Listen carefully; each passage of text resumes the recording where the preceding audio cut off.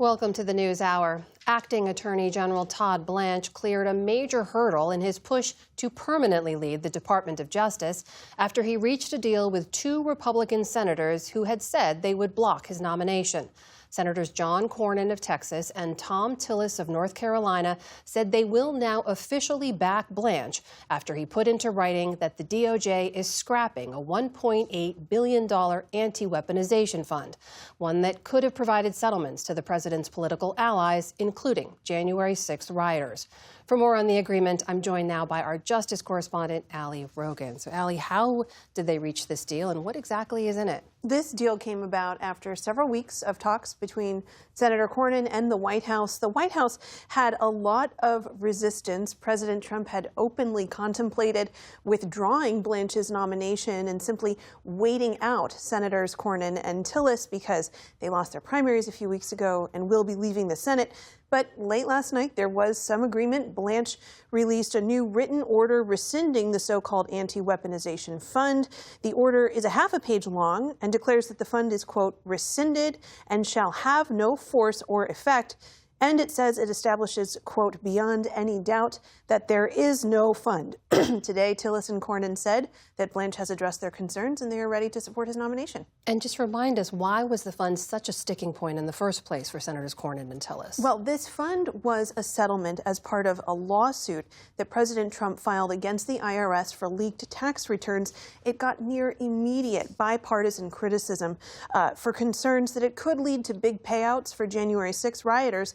There were also court challenges, and a federal judge blocked the fund from going into effect. And around the time of that court decision, Blanche started saying that the fund was dead, but he wouldn't put that in writing. And that's what Senators Tillis and Cornyn were asking for, written assurance that the fund would not go forward.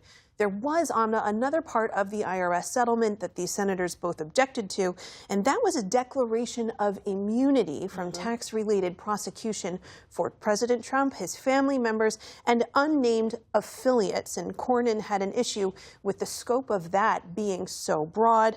Blanche also seemed to walk back that immunity in his latest order, clarifying that it only pertains to President Trump and his family members. So just to be clear, is there anything in this new written deal that would stop January 6 defendants from receiving payouts of some kind, or that would prevent the president from reviving the fund? There is nothing in this language that would prevent either of those things from happening. Even though the document says that there is no more fund, Trump allies could still claim weaponized prosecutions and seek compensation from other government accounts.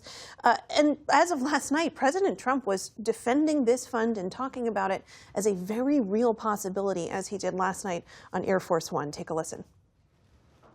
These people were dead, and this would be a reimbursement going to pay them. They said a lot of people like it.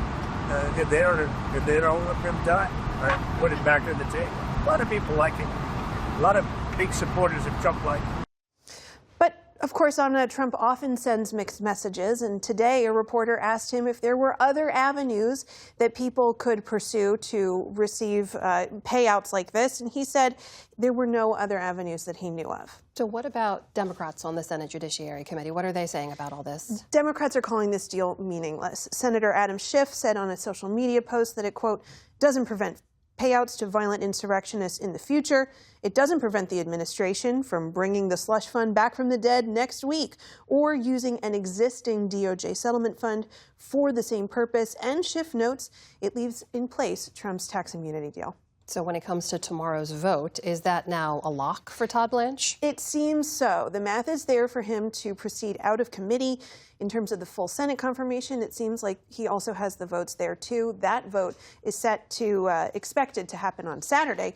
Blanche can afford to lose two Republicans. It's a slightly smaller margin than has been the case because Senator Mitch McConnell is still out. But the fact that Tillis and Cornyn have gotten on board is a pretty good barometer for other moderate Senate Republicans like Lisa Murkowski and Susan Collins. And Amna, it seems like Todd Blanche is headed towards becoming the next permanent Attorney General. All right, that's our justice correspondent, Ali Rogin, beginning our coverage. Ali, thank you. You bet.